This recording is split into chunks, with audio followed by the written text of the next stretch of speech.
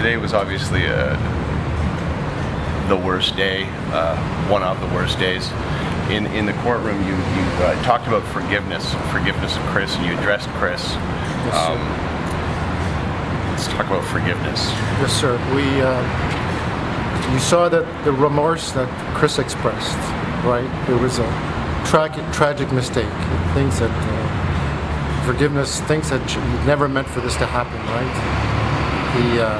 He was struggling, issues were boiling, and he just didn't know how to cope with it, and it just boiled over. It was just so tragic.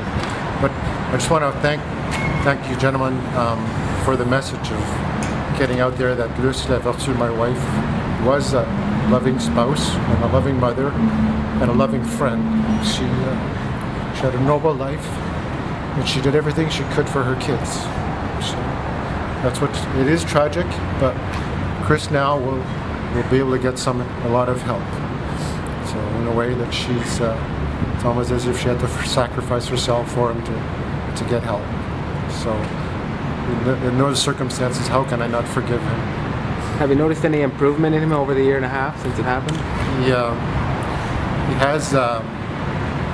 he has broken down once with me, and he did express some remorse for hurting his sister and hurting me.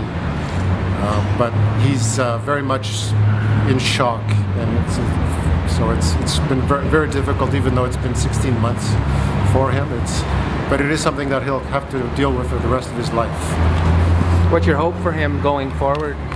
He hadn't been able to finish high school, of course, so the learning disability that he has, he's going to have to come to grips with it, and hopefully with the Correctional Service Canada system, I'm sure they have educators there, and try to get to the bottom of what it is that keeps him from learning and developing.